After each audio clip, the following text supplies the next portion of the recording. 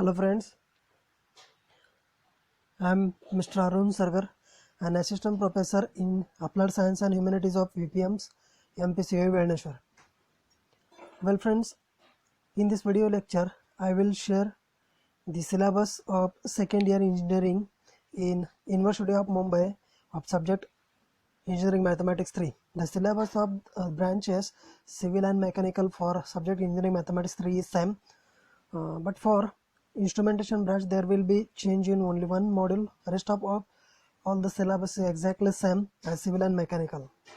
So in this video lecture I will show you the content of engineering mathematics 3 for civil and mechanical branch, then for the instrumentation branch. So let's see the syllabus for engineering mathematics 3.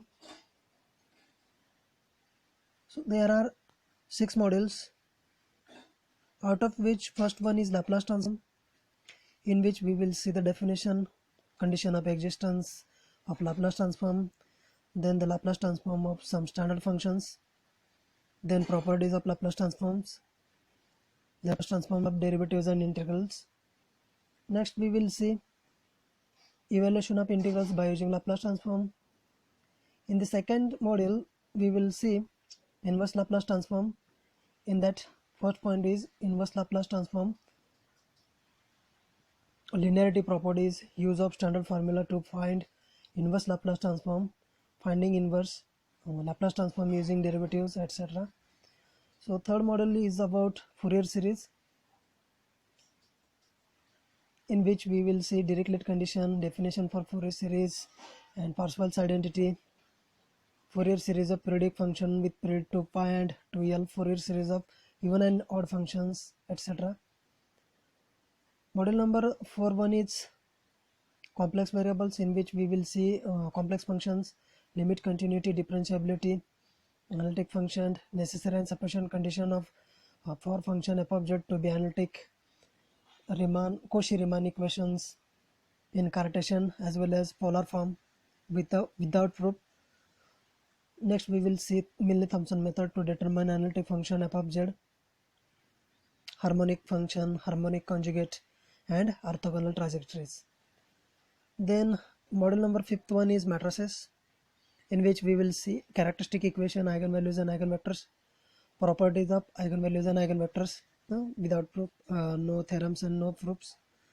Then we will see Cayley-Hamilton theorem without proof and its application to find inverse of a given square matrix and to determine the given higher degree polynomial matrix, functions of square matrix, similarity of matrices and diagonalization of matrices. In the model number 6, we will see the numerical methods for PDE. PDE stands for partial differential equation, introduction of partial differential equation, method of separation of variables, variation of string, analytic method for one-dimensional heat and wave equations. Only problems, we are going to see only problems here, no theoretical part is allowed here. Crank-Nicolson method, Bender-Smith method. So this is about the content that we are going to study in this semester. Now we will discuss about term work. So general instructions, batch wise tutorials are to be conducted, so we have to cover at least 6 class tutorials on entire syllabus. Then we will form a group of 4 to 6 students, and it should be assigned a self-learning topic. Students should prepare a presentation or public problem session of 10 to 15 minutes. This should be considered as a mini project in engineering mathematics. Okay, so this project should be graded for 10 marks depending on the performance of the student. Okay, so just classification of term of marks as below. Attendance both theory and tutorial is for 5 marks. Class tutorials on entire syllabus 10 marks. Mini project is for 10 marks. And now we'll see the internal assessment for 20 marks. So there should be 2 compulsory class tests of 20 marks each, and we will take average on these two class tests. End semester examination. So scheme of end semester examination is as follows. Question paper will be comprised of total 6 questions, each question carrying 20 marks. Question 1 will be compulsory and should cover maximum content of the curriculum. Remaining question will be mixed in nature. For example, if question number 2 has part A from module 3, then part B will be from any module other than module 3, etc. So only 4 questions need to be solved. That means out of 6 questions we will solve 4 questions. So end semester examination is of 80 marks. So this one is our content and the scheme of examination. So now we will start the lecture from module 5. So module number 5 is matrices, so in which we are going to study characteristic equation, eigenvalues and eigenvectors, properties of eigenvalues and eigenvectors, Cayley-Hamilton theorem. So these 3 points that we had already earlier discussed. So just begin with characteristic equation. I would like to explain first characteristic matrix, and then characteristic polynomial, and finally we arrive for the characteristic equation. So let me just explain characteristic matrix. So okay, let A be any n-rowed square matrix. That means A be any square matrix having order n, and lambda be any scalar, and capital I be unit matrix of order n. Then the matrix A minus lambda I is called the characteristic matrix. Okay, A is matrix, I is unit matrix of order n, and lambda is any scalar. Then the matrix A minus lambda I is called characteristic matrix. Okay, so after that we will define characteristic polynomial. The determinant of characteristic matrix is called characteristic polynomial. That is, we can say that characteristic polynomial of any matrix is nothing but the determinant of its characteristic matrix. Okay, so characteristic polynomial is nothing but just the determinant of characteristic matrix. Okay, so after defining these two definitions, we will see characteristic equation. What is characteristic equation? The determinant of characteristic matrix, that is the characteristic polynomial. Okay, the characteristic polynomial, when we equate that characteristic polynomial to 0, the resultant equation is furtherly called as characteristic equation. That means if we are able to find a characteristic polynomial of any square matrix A, then that polynomial should be equated to 0.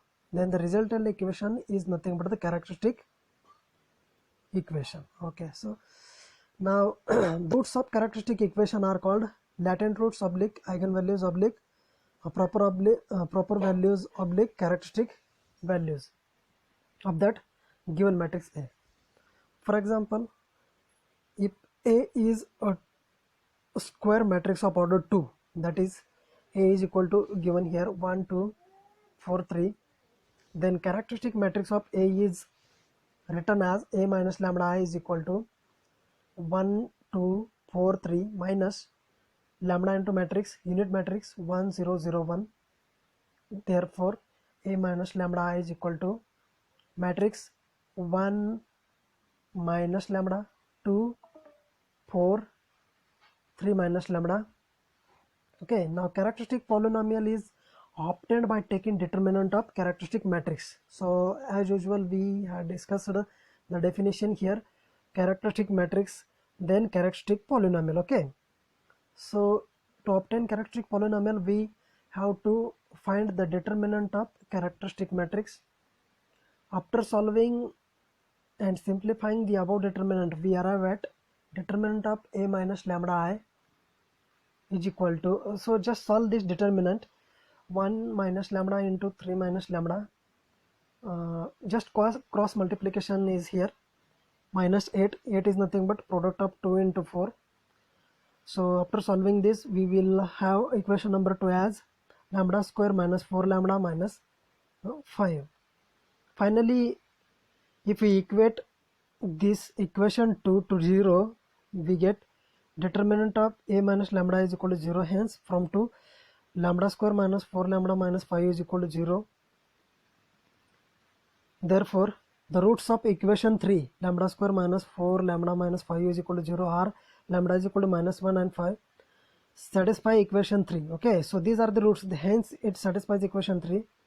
So they are the eigenvalues, okay, by definition. Now we will see the next point, eigenvectors. Suppose lambda 1 is a root of determinant of a minus lambda I into I is equal to 0. That is the characteristic equation. Then determinant of a minus lambda 1 into I is equal to 0.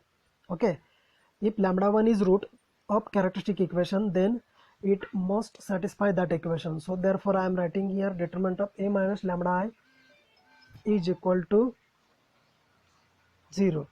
Suppose further we find a non-zero column matrix capital X such that a minus lambda 1 I into capital X. So this is nothing but the matrix a minus lambda 1 I into capital X is equal to 0. The system of equation has non-trivial solution. Non-trivial solution means X should not be 0 here. Therefore vector X is called eigenvector, or we may say latent vector, or we can say characteristic vector corresponding to the eigenvalue lambda 1. For example, if a is equal to 1, 2, 4, 3 is a given matrix, then find its eigenvectors. Okay, so this is the simple question, and we are interested to write a solution for that one. As lambda is equal to 1, minus 1 and 5 are the roots, furtherly we call eigenvalues of the matrix A, that we have seen in earlier. The corresponding to lambda is equal to 5, we have column vector capital X such that matrix A minus 5I into capital X is equal to 0. So after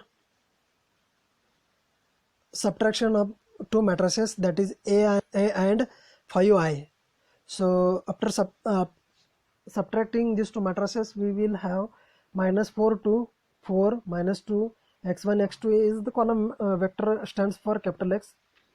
Now now change the row R2 as R2 plus R1. Okay, so R2 plus R1, performing the operation R2 plus R1 in R2, we will have resultant matrix as minus 4 to row first remains as it is, row 2 is changed as 0 0, and column vector is as it is and is equal to 0 0. In the RHS is nothing but the 0 matrix. Since rank of coefficient matrix is 1, we get one linearly independent solution. Therefore minus 4x1 plus 2x2 is equal to 0 is equation number 1. Now put x2 is equal to 2t in 1, where t is any parameter. You can say that x2 is equal to 3t, x2 is equal to 5t, etc., whatever it may be. So we get minus 4x1 plus 4t is equal to 0, hence x1 will be t. Thus capital X is equal to x1 x2 and it will be t 2t. So t is parameter, we can take it outside, so we get a required vector 1 2. So 1 2 transpose, that means column vector 1 2 is the required eigenvector corresponding to lambda is equal to 5. So this is nothing but the eigenvector. Okay, thank you. In the next lecture we will see how to find eigenvalues and eigenvectors of higher order matrices. Thank you very much. Okay, bye.